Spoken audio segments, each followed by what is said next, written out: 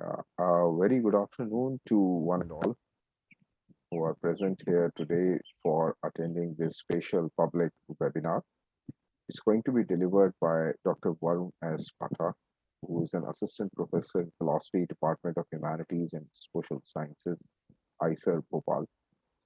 And he'll be talking to us today on a very interesting topic, the fundamental need of ethics for science.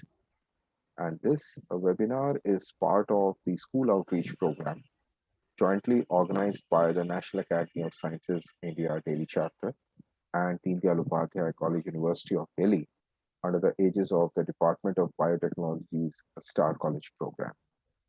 So before inviting Dr. Varun to deliver his talk, let me briefly introduce him to all of you.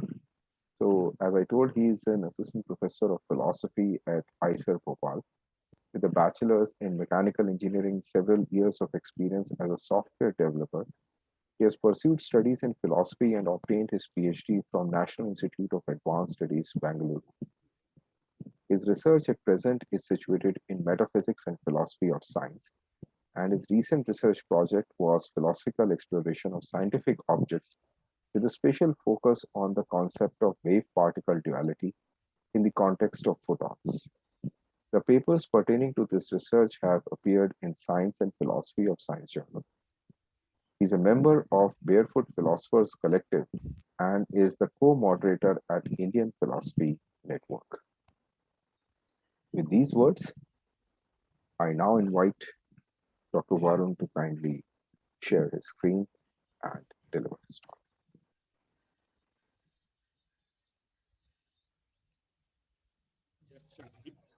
Start.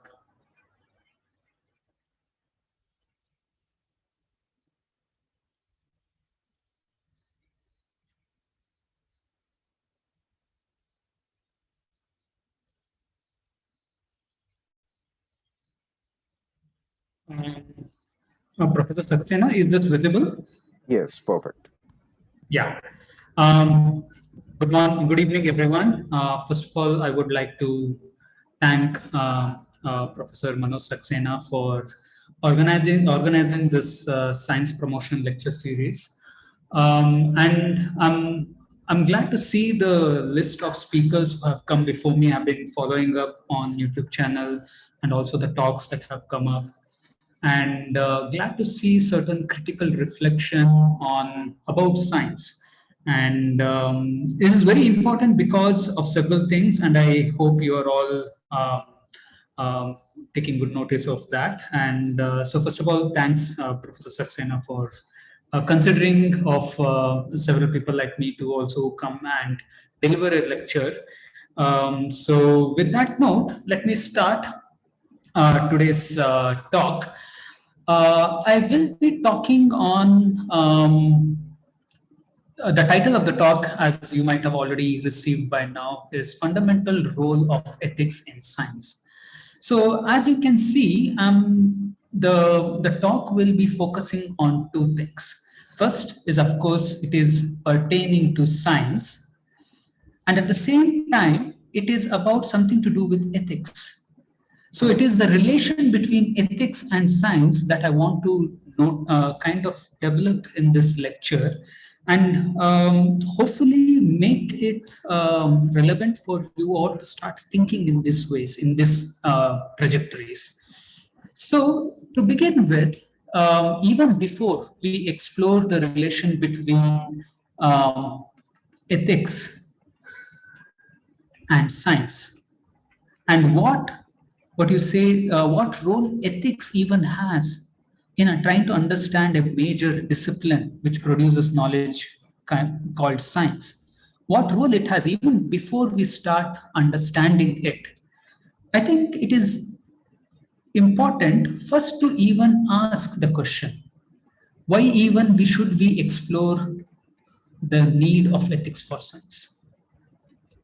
And it is that importance of the question that I want to first establish, make you all convinced that it is worthy of the next 1 hour of your time to start deliberating on this question. We live in the age of science. Science as a discipline, according to the historians of science, started somewhere around in the late 18th century. And with the advent of science and scientific methodologies, several disciplines of science, we have come to the age of science in the sense that, like, everything that we do around is a response to science. First, what is the importance of scientific methods? In the sense, it is the scientific methods and the various implications of the scientific methods that various subdisciplines have started using it. Now, because of scientific methods, we know what, like scientific methods have set a kind of a benchmark for what can be considered as true, real, etc., etc. Of course, it's a different question whether the methods provided by this or adopted by science really take us to something real or truth. That is a question that is left open. But as of now, the method that we have, the scientific method that we have, seems to be doing good, and there are a lot of benefits of doing that, and that is why it has become the benchmark. So even if you want to produce knowledge now, you will be using scientific method. If you want to generate, if you want to validate something as real or true, how are you going to do it? The ways are provided by science. And that because of which science is now a very important discipline. Not only that, because of this credibility that the science has accrued over the last 3 centuries, other disciplines have also adopted science in a very specific way. At the same time, not just adopt the methods of science, the ways of doing science, but also have reacted to science. So if you consider another major discipline, which is called humanities, and under humanities, you will see philosophy, history, anthropology, social science, English, literature, so many subdisciplines that you might have already come across. All of this is responding one way or the other to science. And the last 3 centuries of work, all the works in the last 3 centuries are revolved around how are we supposed to understand something called science. Not only regarding to disciplines, not only with regard to methods, you all know the importance of science for society. In various ways, look at how and in what all ways science plays a role in society. Not only in India, but in other places also, the notion of democracy goes hand in hand with science. So much so that it is written in our Indian Constitution that to be a democratic citizen, you should be having scientific temper. So you can start imagining how much of deep-rooted importance science and what is to be what is to understand science and what is to appreciate science is playing an important role in the structure of our society. Not only that, not only with politics, you can imagine the social implications of science, the economic implications of science.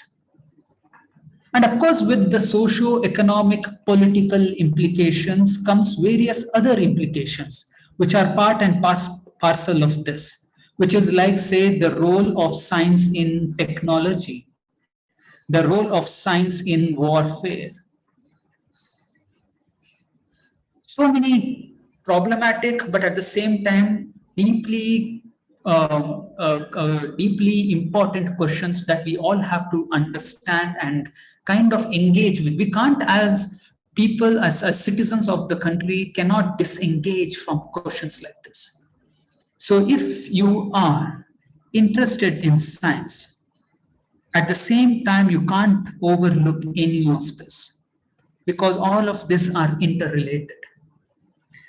So because of this, we have to critically engage with science. And not just engage as in trying to understand, appreciate, but at the same time evaluate science. Is this particular aspect of science good for the society? Is this particular aspect of science good for the economic implications? So on and so forth. So in that sense, we have to learn how to be critical. And it is only by being critical you can start appreciating science. Otherwise, it will be like what you say, a blindfolded following of anything. Let it be science, religion, or anything if in that sense. And we can't choose to be blind about this because of the importance science plays anymore. Science plays in all of this. So in order to even appreciate and start kind of valuing science for what it is, the only mode that is available for us is to be critical of it. Understand science, at the same time evaluate it. So why I thought of putting all of this is because it is in the background of all of this. It is with the motivation of this, trying to appreciate science and understand science, that we need to start asking the question of ethics of science. Now, even before we go further and try to understand how to ethically evaluate science, it is important to pause for a minute and understand what is to evaluate science. Let us first get introduced to this question, even before we jump ahead and start talking about ethics of science. Now, evaluation of science, how to evaluate science. Now, this particular question or statement can be understood in two ways, depending on what we try to emphasize. The first emphasis can be on evaluation. I've underlined it. What all different ways we have to evaluate science? Now, even before that, we know that science is also a system put into place which evaluates itself. That is there, I mean, like very much part of it. I mean, science as a society, as a community, has brought in and put in several mechanisms into place. Like say, for example, for a paper to get established, for an idea to get established, it has to be peer reviewed. Not only that, a scientist has to propose an idea, it has to be reviewed and evaluated by the science community in the first place. So there is mechanisms within science to do that. But what are the other ways of evaluating science? Now here I have mentioned three disciplines or three ways, three methods of evaluating science. One is historical analysis of science, which is called history of science. Using the methods and using the ideas of history as a discipline to evaluate and explore science. And evaluation is not just questioning. Evaluation is also exploring, trying to ask the next important question about science. Philosophy is one other discipline that evaluates science. Similarly, sociology, and here you can include anthropology for that matter, and various other disciplines. People, even political science tries to do evaluate science in a specific sense. And of course, here I have not put several other allied disciplines like say literature and all of that, because all of this also do evaluation of science in their own means. And not to forget the other important, I mean, these are all might be academic disciplines. There are also artistic ways of exploring and evaluating science. How does an artist respond to science and evaluate, question and understand science? How as a dancer, how as a poet, how as a painter, you will start appreciating science. So these are all the various ways of exploring and evaluating science. At the same time, we can shift the emphasis. Right now, the emphasis was on evaluation. And here we have given a big, long list of how to evaluate. Here I also include film, We can make several films, critical films about science. All the science fiction films that you have seen are critically evaluating science. Along with this, let's shift the focus on this now. The focus now is on science itself. If I am interested in evaluation of science, what I will evaluate of science? What of science has to be evaluated? Now, broadly speaking, there are there are three important things that you can start evaluating about science. First is the methods and practice that is adopted by science. Methods as in, like say, the research methods. Like if you pose a question, how I'm supposed to answer that question? That is a method that the science as a discipline has adopted to answer that question. Practice are the various institutional practice put into place. Like you need experimental labs, you need like say peer communities to evaluate, you need journal mechanisms to understand and produce knowledge. So there are so many practices that are specific to science community. At the same time, these are all the methods and practice. You can evaluate the knowledge that is produced. And not just that, you can evaluate the implications of that knowledge, the outfall of that knowledge, what is the contribution of that knowledge to the society, to the economics, to the politics, so on and so forth. So now, with this broad picture, you can hopefully see and understand when someone says, let's evaluate science, these are all the various ways of doing it. You can take history and evaluate the methods, evaluate the knowledge, evaluate the implications of the knowledge. And so is with sociology, you can do that. Now, this kind of flowchart is not specific to science. I hope you also understand that as I'm talking about science, you can do the same thing for various other things. You can do that for, like, say, economics. Economics, some people consider to be part of science. Other people consider it's not part of science. You can also put, like, say, for example, philosophy here. If you want to evaluate philosophy using history or sociology, you can do all of this. So this is kind of a plan, kind of a blueprint of how to evaluate anything for that matter. And here in this case, I have taken science. Now, considering these various possibilities, in this talk, in this lecture, I'm interested in exploring science using philosophical discipline, philosophy as a discipline. Now, there are two reasons for doing it. First, of course, the personal reason for doing it is because I come from this particular trajectory of evaluating science using philosophy as the tool. And another motivation for doing it is because largely in the current educational system, philosophy is underrepresented. And the third reason, if I have to give, is because it is philosophy which provides the foundations for all of this. Philosophy of science provides the ways of understanding how and what about the methods of science. Try to understand and provide answers to the foundational questions about knowledge and implications of knowledge. So I hope you realize that, like, philosophy, and I hope this was a kind of, like, say, 1 second advertisement for philosophy, if I can do that, put it like that. But I hope you also see the importance of it. Probably in a later talk, we can understand what is to do philosophy of science and what is its role in the development of science. But as of now, I want to take one smaller question about this, of philosophy of science, and that has to do with ethical analysis of science.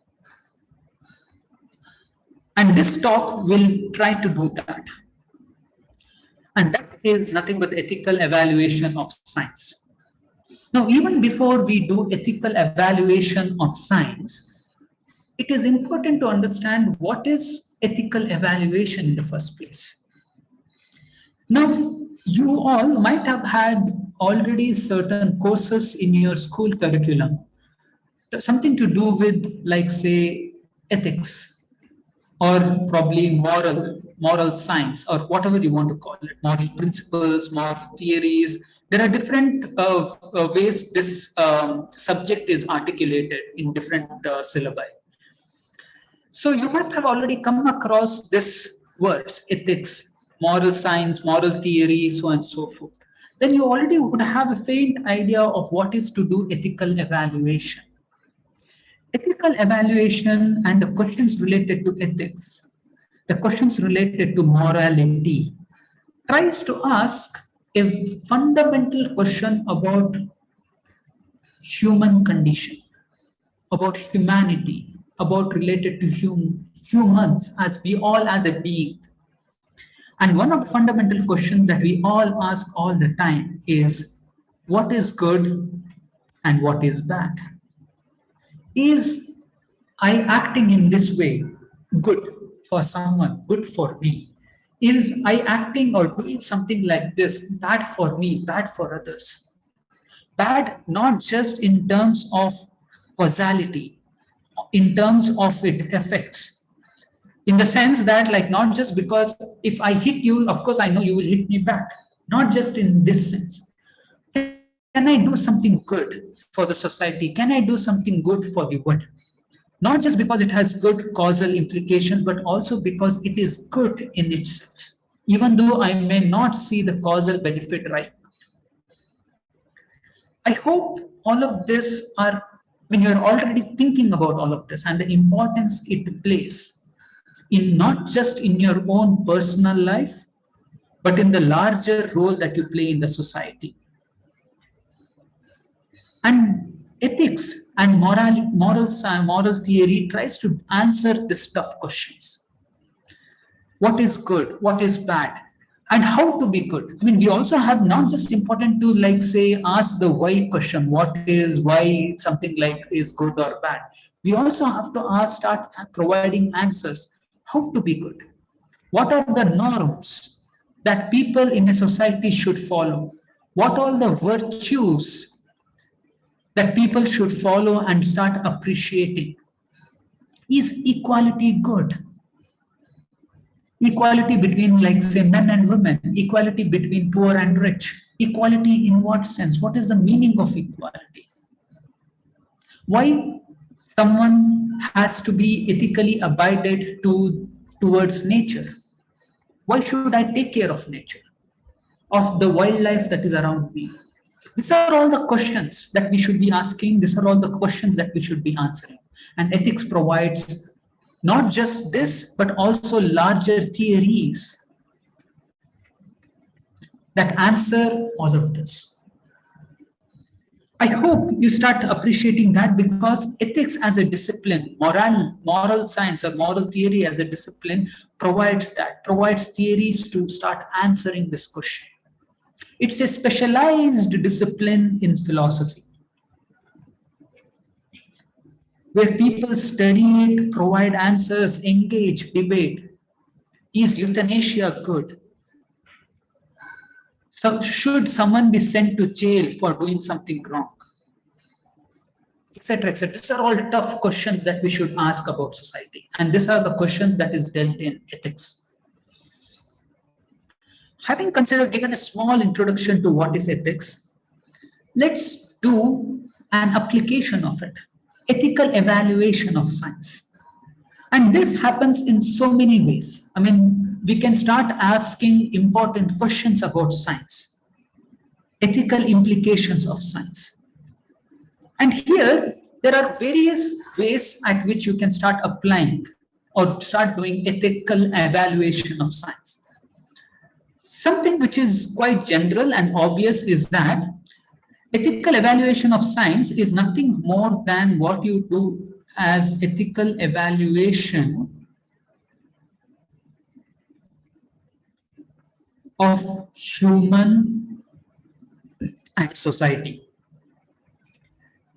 Now, the larger understanding here is that as part of the society that we are in, there are all humans, and we'll come up with ethics for not just the society, for the people that we are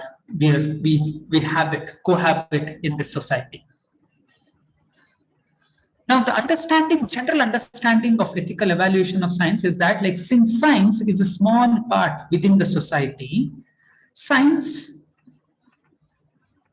has to abide to what? To the ethical rules of the society. This is the general evaluation of it. I mean, scientist, the person who is the science, who does science, the scientist has to abide to the general ethical rules prescribed by the society. And what does it mean? Like, say, the scientist is not supposed to cheat, is not supposed to, as one of the ethical rules is that, like, one person is not supposed to lie. Scientist is not supposed to cheat or lie about the knowledge or the experiment he or she is producing. I hope you see the implications of it. Today I pass out something as a scientific knowledge, but tomorrow it turns out that I was lying. It is not a good thing, right? Because by default, people believe a scientist because of science, because of the various mechanisms we have put into place, peer review, experiment, so on and so forth. At the same time, another expectation of a scientist is that, like, he or she should treat the colleagues with equality, with respect, etc., etc. So these are all the normal ethical rules that you also do as a student. As a student, you also have ethical rules, right? You should supposed to treat the other person in the class with respect. The other person, if he or she is asking a particular question, you're not supposed to make fun of that. I mean, this all may seem very trivial, but this is also every day. But I hope you see the larger implications of this. As a student, you are supposed to abide to certain ethics. Similarly, scientists is supposed to abide to certain ethics. Now, what is this ethics that they are supposed to abide to? And the common understanding here is that there are certain ethics that as a society we have come up with, and that is all we have to follow. Apart from that, the specific, and here the specific is what is applied to the context. As a scientist, what extra needs that you're supposed to be doing, ethical rules that you're supposed to be following, apart from the general rules that you follow. Now, the larger understanding here is that common understanding, I mean, what is commonly perceived to be the case, is that there is nothing specific that a scientist is supposed to follow about ethics, the ethical rules, and all they have to follow is the general rules laid down by the society. This is a common perception. Nothing apart from the general ethical concern.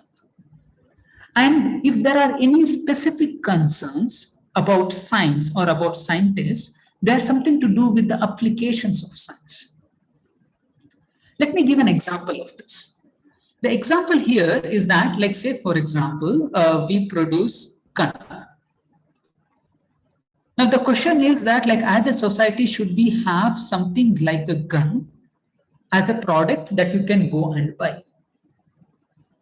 Now, this is a major question. I hope you see the importance of this question in a Western society.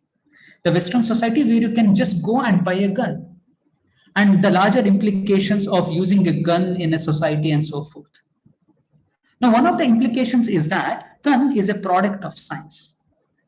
Now, here, what they say is that it is not science which should be held responsible for producing a product like gun, but it is the person who is using the gun who should be held responsible. So it is the applications of science that are problematic. And what are the applications? Like, say, technology, engineering, so on and so forth. So science is not problematic by itself. Science always is interested in knowledge. It is the applications of it in specific scenarios that is problematic. And this is captured by the famous sentence that is used everywhere. Knife is not the problem. The person who uses knife is the problem. Knife by itself is innocent, right? And all of this understanding of how ethics plays a role in science comes with the general perception of science. And what is that? Science is interested in objective knowledge.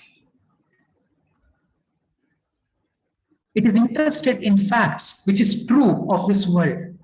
It's just that you use this knowledge for wrong implications. That is where the problem happens.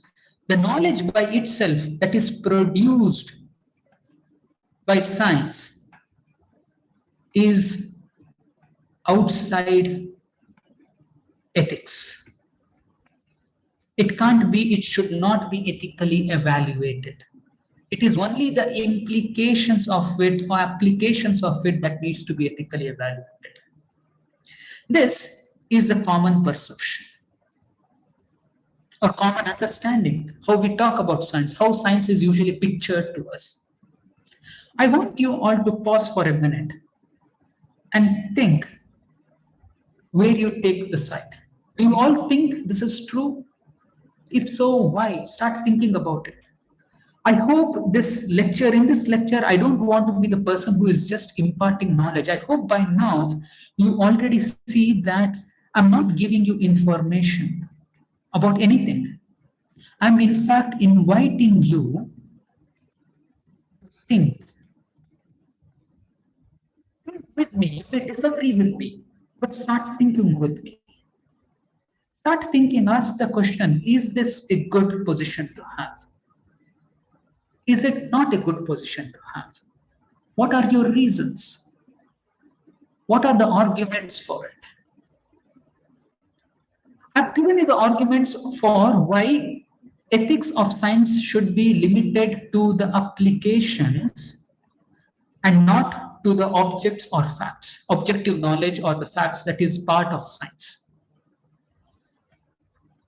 Now here, I want to give you the counter argument for it.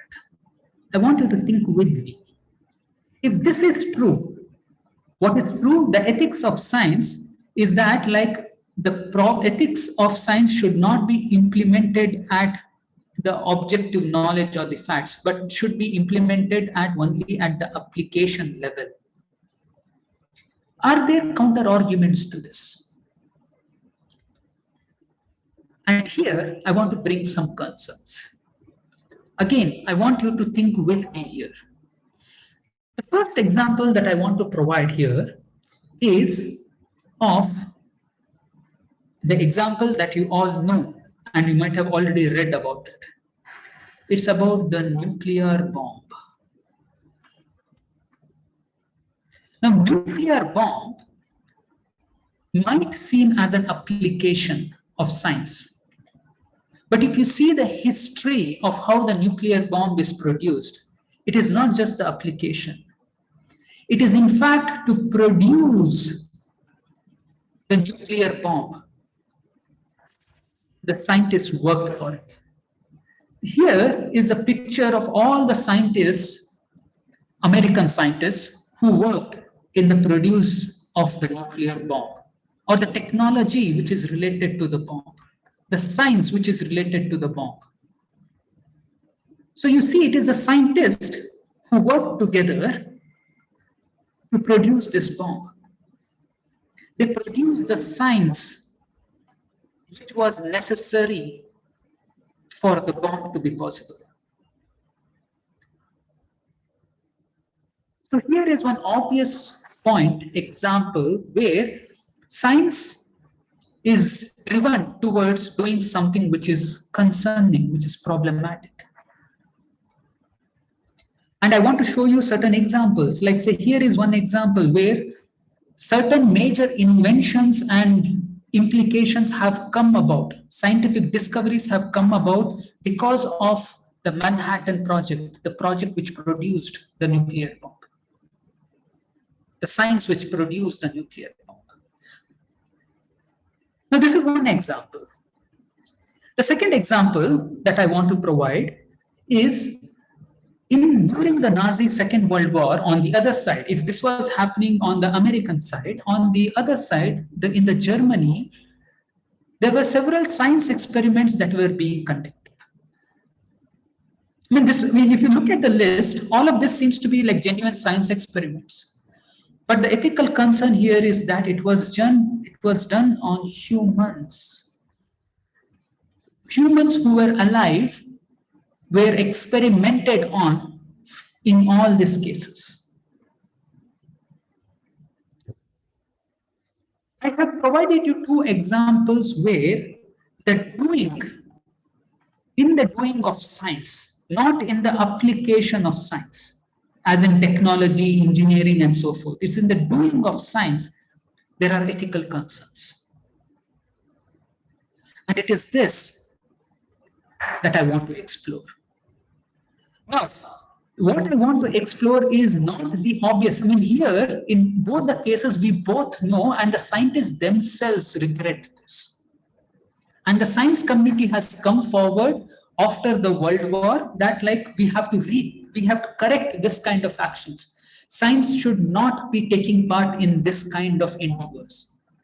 Science as a community has matured as it has gone through all these bad examples, bad scenarios. The scientists themselves signed petition for not experimenting further on nuclear warfare. And that has led to a lot of peace treaty agreements as well. So science as a community has matured through its bad, steps that it has taken. But here, I'm not interested in the obvious examples. I'm interested in much more non-obvious, difficult questions. And it is this that I want to quickly go through. It's already time. I want to quickly go through all of this to raise questions which are not this simple white or black. Yes and no. It is very difficult to say, how should we go about it? Now, there are three questions that I want to go further and explore. And that is something related to the doing of science.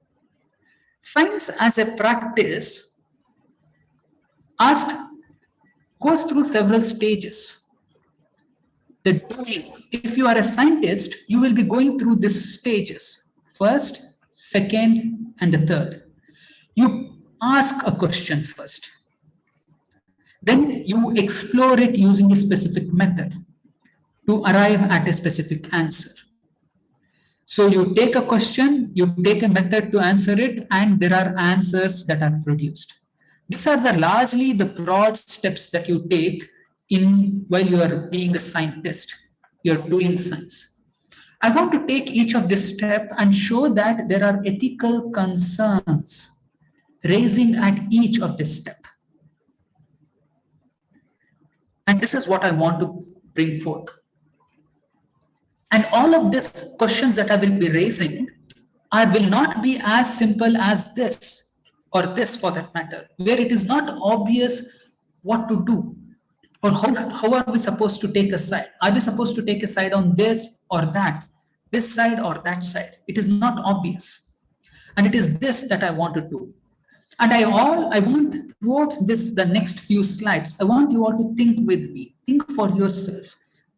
Do you agree with this, disagree with it? I want you to do that.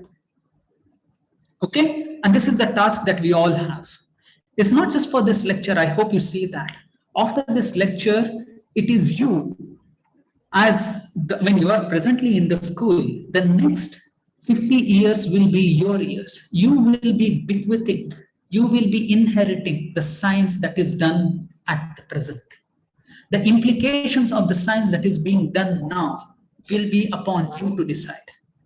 So it is not a question of this 30 minutes of thinking. I hope you do this and keep asking this question as we go further. The first thing that I want to do, the first step, as I said, it is related to this stage that I want to start. Asking a question in science.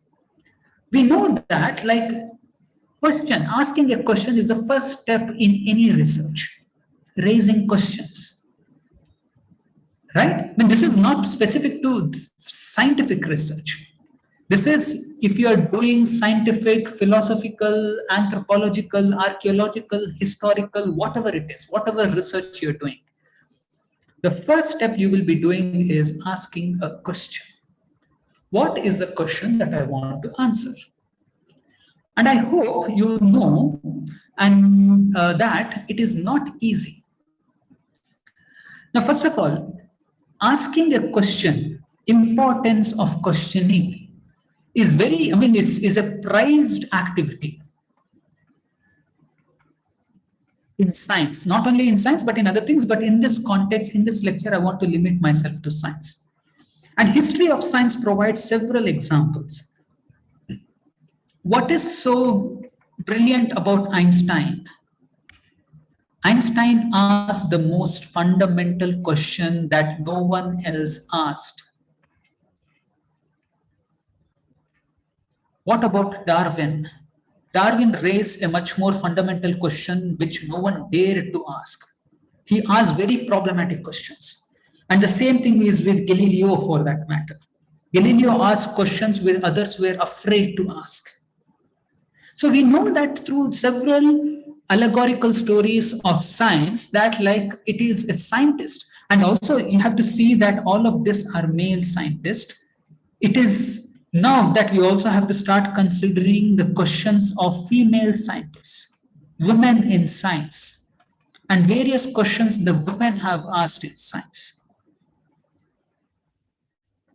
All of them are raising important questions. And that is the first thing they do. And how they do it? Like science has built a culture for questioning. Through the various examples that we have considered, we have seen that how it is a daringful activity to question. You have to question opposing others, opposing the James, as they call it.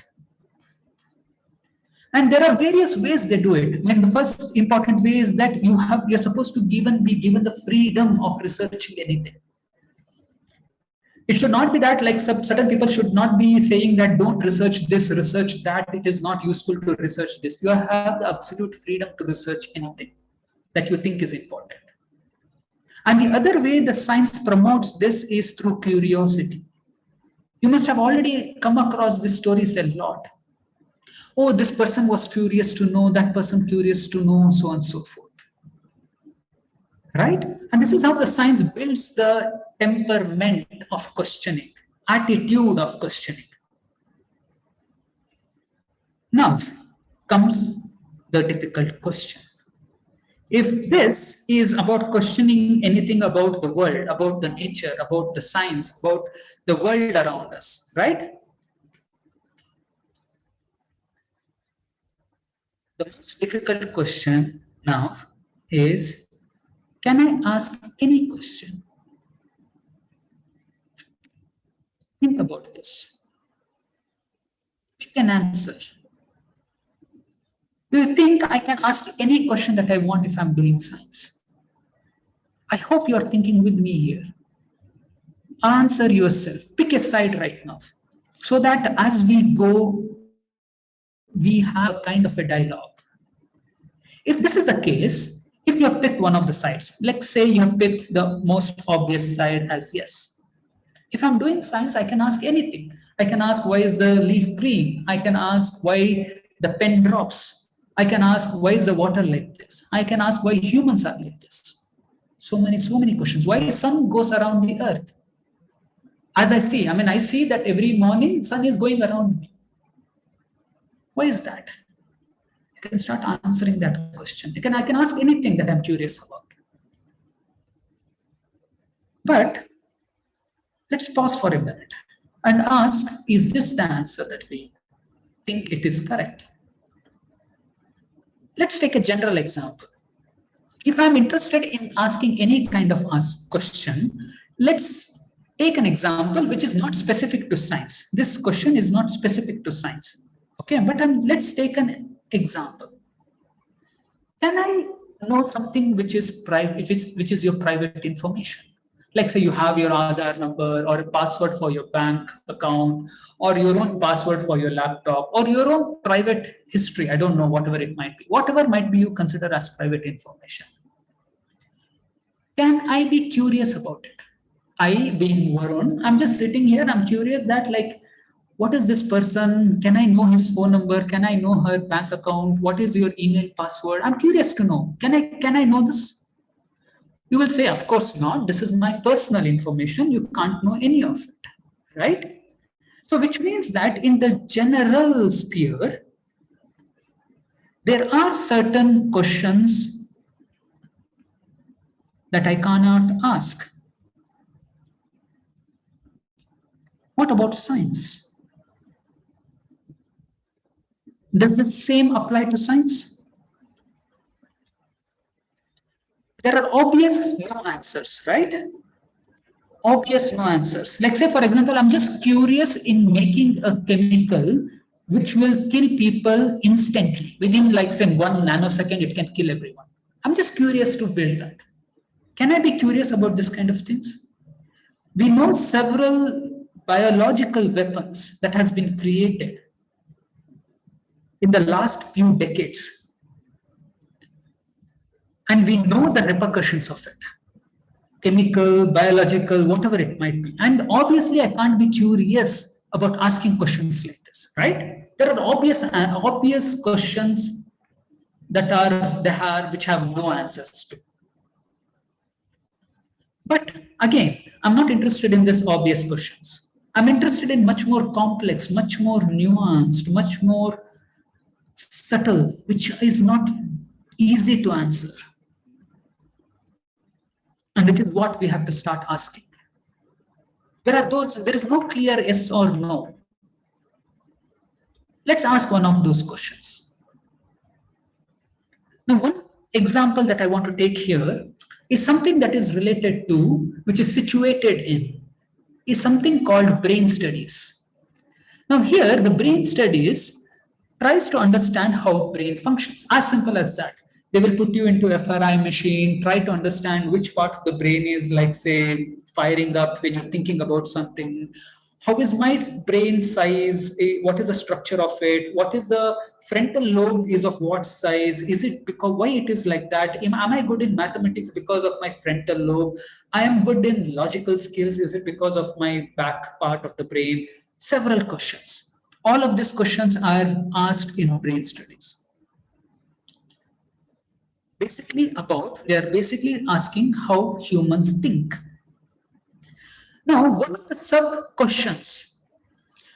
One of the toughest questions is that we all don't have equal abilities in everything, in thinking abilities. We are not equal.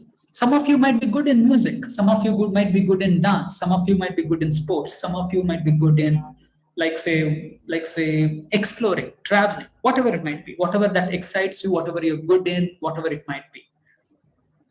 The question is that why is that we are all differently abled? Why we think differently? There are only few questions that we all seem to agree on. For everything else, we seem to disagree because each of us think in a very different way. Of course, there are historical, subjective reasons. I have my own personal history because of which I think differently. But apart from that, brain study is interested in trying to understand what part of my brain makes me think differently. Right? I mean, this is a very nice, interesting question to ask. Very, very useful question. Cognitive science and the brain study research tries to answer this question in various ways. And one of the sub-questions that come here, one of the ways this question is asked is that, like, do women think differently than men? We have this common perception, right? Like, women think differently than men. Is it true? Can it be scientifically backed? And also we see that people belonging to different region, class, I can also say caste, or also say race, people belonging to different, all of this, belonging to different categories, think differently. can cognitive science and brain science answer why this is the case? Right? I mean, very interesting, seems to be interesting, very interesting questions. Now, I want you all to pause. After I have given, like, say, kind of advertised this interesting scientific topic, it is time to ask the ethical question.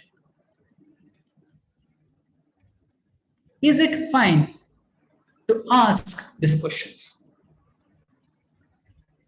It's fine as of now, right? I mean, what could be the problem? I'm not harming anyone. I'm just interested in why people think differently, which is obviously naturally seen. I mean, I can observe people all think differently, right? Pick a side, yes or no, and let's have this conversation. Sadly, this kind of questions has a very troubled history. When I say troubled history, what I'm interested in pointing out is that this kind of questions have been asked with seemingly problematic intentions. Problematic intention. Historically. Let me quickly go through it. Craniometry is a specific branch of science that was practiced in 18th century, where it studied. Cranio means brain. Metry means quantifying, measuring. Craniometry, brain measure. Right? Craniometry in 18th century tried to do what? It started with the agenda that let's measure human brains and see how they differ. The problem here was that it was carried out by Europeans, and by Europeans I mean white Caucasians, white Europeans. And they carried out with the agenda to show that they are superior compared to whom? Compared to people from Africa, people from Asia, other regions basically, Mediterranean. You can include everything here. So here is the kind of example that I wanted to, this is from the book, where they try to show that like people from Africa resemble chimpanzee and hence they have lesser thinking. Here is the comparison between mathematicians and women and gorilla. Try to show that they have different brain sizes. The other troubled history is of the study of IQ, something that we all know is problematic.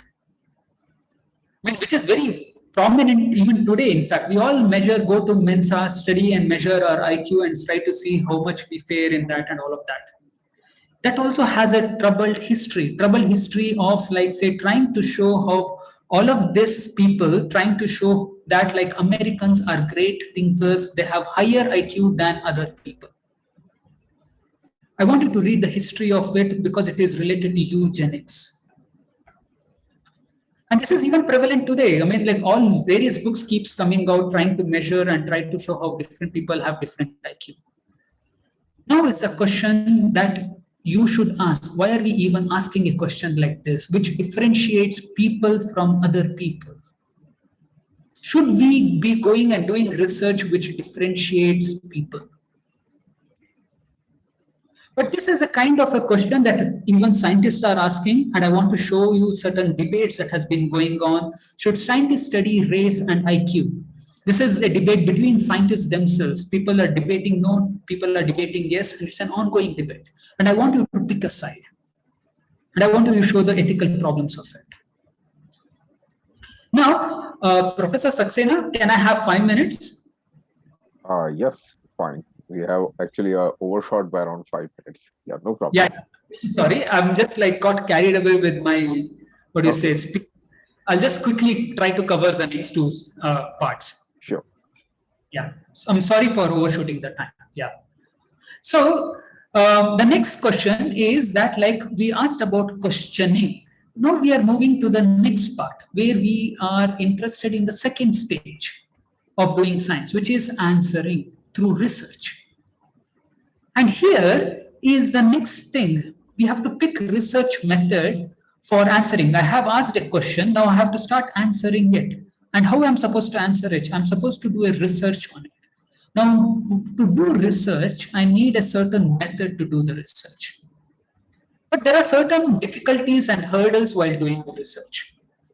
First of all, asking and coming up with a research method for a novel question is difficult. And that is why scientists and everyone else, scientists, philosophers, historians who come up with novel question, they also have to come up with novel research method. There are also various alternatives. To answer a one particular question, there might be method one. There might be approach two, method two. And it's not clear which method I should pick, method one or method two. And it's always difficult, and that is what science as a community has to deal with, struggle with, to try to figure out this method is better than this method. There are so many alternatives. Now, there are various ways of picking which method is good. Method one is there, method two is there, and there are several criterions for deciding that. And science as a community has evolved and come up with various criteria for deciding which method to go for. Now comes the question. Again, the difficult question. If there is several methods, can I pick any method that seems interesting to me? Again, ask your question this, ask yourself this, pick a side, yes or no. Because I will be presenting a case where it seems problematic. It's very difficult to decide yes or no here. And that is to do with animal testing in medical sciences. Animals are used for testing. Testing what? Medicines, several medical procedures, so many medical things that we come up with. I come up with several medicines, injections, chemicals, and so many more. I have to test it. I have to evaluate before I use it on the patient. I need to test it, right? So the first things that are tested it on are the animals, and it's not a minor component. Every year, 50 to 100 million animals are used to test every tablet that is consumed. Not every kind of tablet. There is a tablet Crocin to everything. It has been tested on animals. Now, the recent corona vaccine also has been tested on animals. I mean, Covishield is one example where it has been tested on animals. All the vaccines that we take, from chickenpox to polio to corona, has been tested on animals. I want you to see the impact of this, the large-scale use of this. There are several scientific reasons for using it. I mean, it's not that scientists and the science is blind to this. There are certain reasons for using mice and rodents for testing. And there are scientific reasons for doing it. And there are, like, say, several similarities between humans and rodents, humans and mice, that makes them an ideal for comparison, ideal species for comparison. There are genetic similarities, physiological similarities, anatomical similarities, and there are various other factors. Now comes a tough question. Can we use this approach? Of course, here the reason is that since I can't use it on humans directly, I can't go and test a new chemical on humans. I'm testing it on, like, say, mouse. The scientists themselves know this. It's not that they don't know it. It's just that they thought it's better to test it on mouse rather than on humans first. Apart from this, can we take this approach? Ask yourself, yes or no? Because the first thing that you should be asking is that why they have picked mouse, why they have picked rats. It's obvious that there are other animals, right? But you see, there are other animals are used very less. 73% are it's mouse and rabbits and mice. You know why? You should ask yourself because why they are using some animal which we in the society consider as pest. That's the first question. I mean, they're not using dogs, they're not using cats, which are humanly valued. They're not using cows.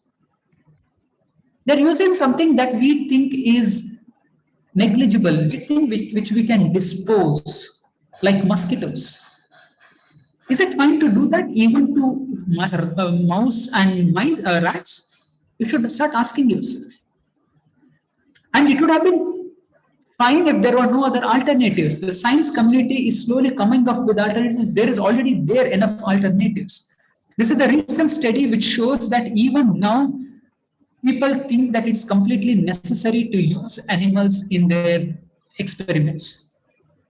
There's only very less people who think that it is not very necessary or completely unnecessary. I can hope you see the percentage of them. It's very less, minority. And there are various other alternative ways of doing that.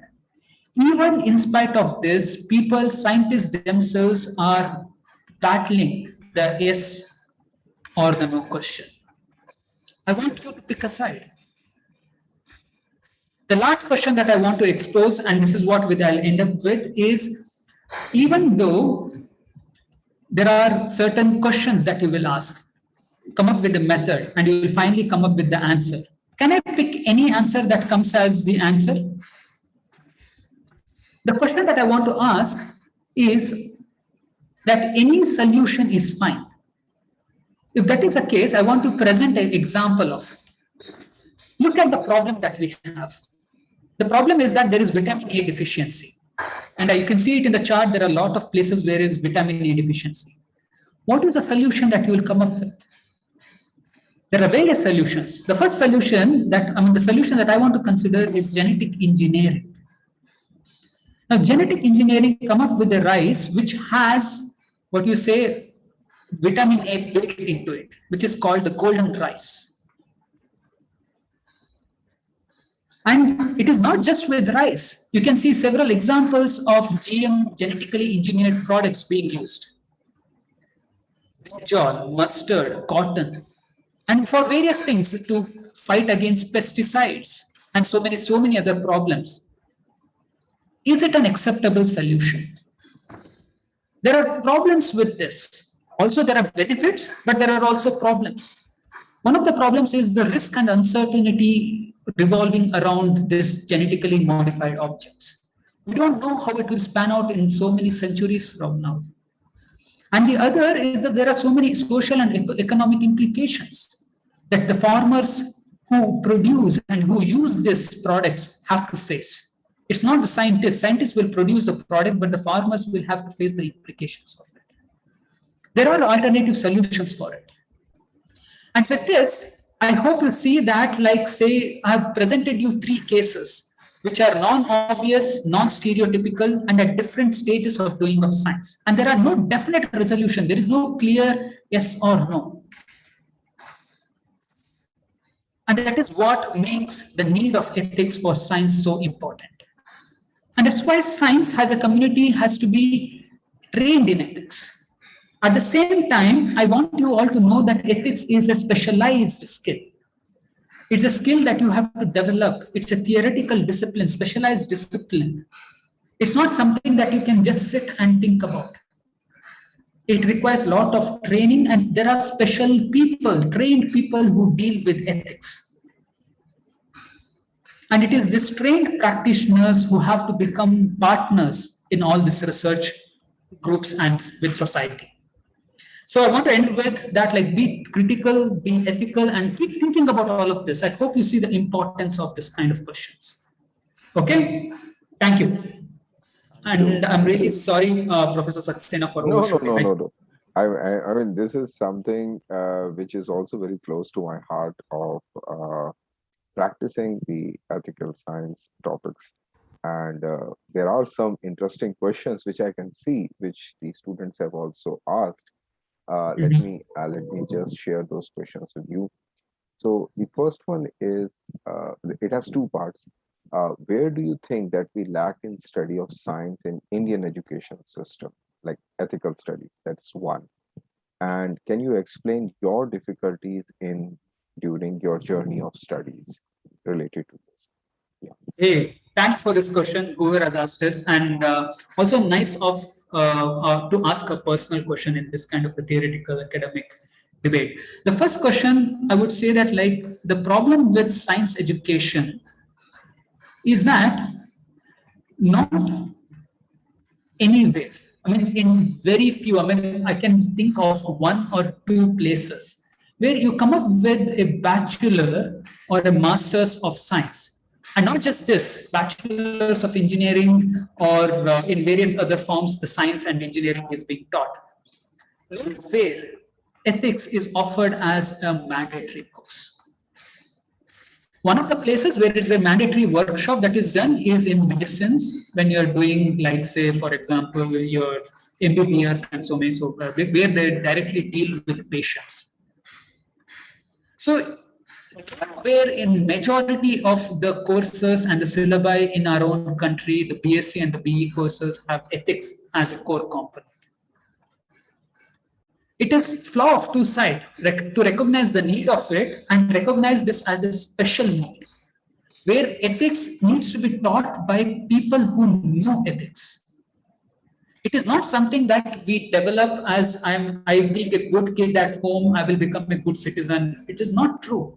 I may be a good kid at home where my parents might have taught me good things, but that doesn't help me, equip me to deal with the complexity of the world. So, and answering to the second thing, ethics in my own personal journey has played a very important role.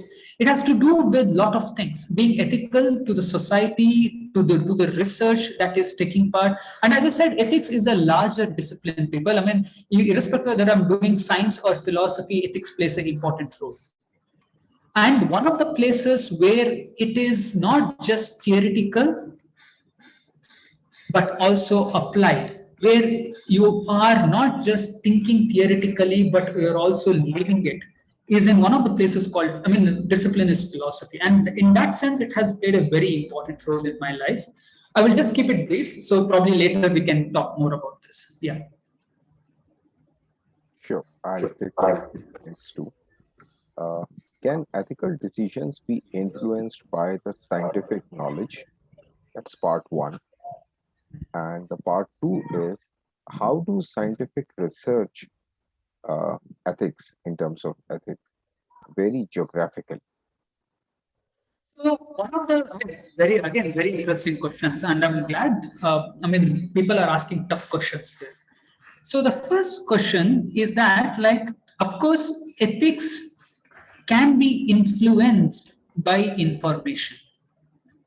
Like, say, for example, if I have to decide whether, like, say, for example, genetically modified food can be used or not, I need to know the science of it. Without knowing the science of it, I can't blindly criticize anything. That is there. Or even before, like, say, the example that I considered, like, say, should rats or mouse be used for doing this? There are good scientific reasons for doing them. But having said that, I hope you distinguish one important thing. Scientific decision is different from ethical decision. Even though I may have strong reasons for doing it, it may not be ethical, because the parameters for being ethical is not the parameter for something being called as scientifically true or false. It may be scientifically true or false, but it may not match the parameters of ethics. I hope you see the difference. It's a different thinking skill that you need to bring in. You need to be trained very differently for this. But what would be an ideal mix is that, like, how an ethically sounded, reasoned scientific knowledge would look like. Where we'll not think about bombs, where we'll not think about war or anything. How an ethically influenced science can help society, where there might not be the end of it, pollution in the first place. I hope you see the implications of it.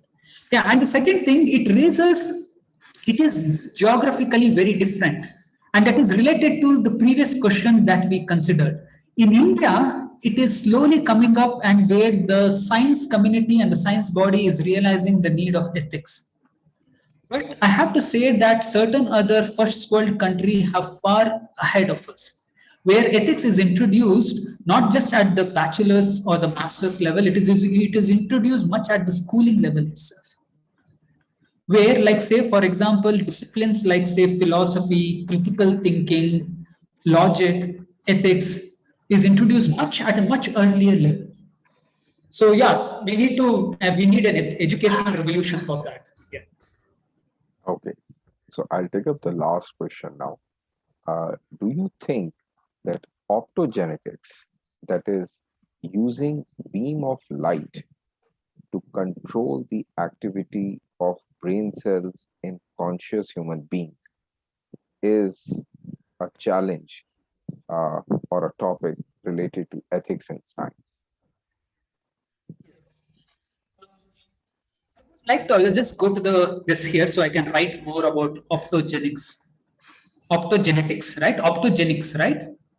Yeah, optogenetics, yes. Yeah. I want to first take it at the first level. Now we are talking about here using intervention of brain using light. My question, I mean, one of the ways you can start thinking about this, you as a person start thinking about it, right? Now, irrespective of whether I use light or a pair of scissors or electrodes, however I want to deal with brain, the question that you need to ask is that is this intervention justifiable? Justifiable not according to science or in terms of your curiosity. Is it ethically justifiable? Why, in fact, this is something that I want you to keep thinking. Why is that you're interested in it in the first place? Like, say, the example with brain studies that I pointed out. Certain people, I'm not saying all the brain science is problematic. No, please don't think like that. I'm not saying that. I was picking a specific example. And the specific example is to point out, like, you can ask, do people in North India think differently than South India? It may seem as innocent as this. The question that you should ask is that, why am I interested in this kind of question? It can't be just curious. Is it that you're trying to differentiate? Is it that there are certain values that are kind of influencing you? You should always catch yourself, because these are social values that you consider North to be superior than South, or South is superior than North, whatever it might be. Or certain people from certain region to be dull than you, certain people to be regions for much more brighter. These are all social values. You should catch yourself what is the value that you're kind of influencing this kind of question. And that might develop a new branch of studies. Ethically guided science can develop new studies. The interventionistic approach has led to studies like this. What new sciences and branches of sciences you will develop if you are not interested in intervention anymore? This is a curious question to ask, right? Think about it. So yeah, that would be my response. Oh, thank you very much, Dr. Varun, for sparing your valuable time and enlightening the students, the teachers, the faculty members, and all those who are present during this public webinar about the ethical issues which are related to science education. And on behalf of the National Academy of Sciences, India Delhi chapter, and the Indialo Upadhyay College, I would like to thank you once again, and hope that we will be having much more such sessions, maybe F2F, when this situation is a bit normal. Thank you. Thanks, Professor Manoj Saxena, for giving this opportunity. And yeah, I mean, this is, of course, a very delicate topic that we all have to take part in. But nonetheless, is something that is very important. And I'm glad you provided a platform for me to share all of these ideas. And yeah, let's hope to take it forward. Sure. Thank you. Thank you very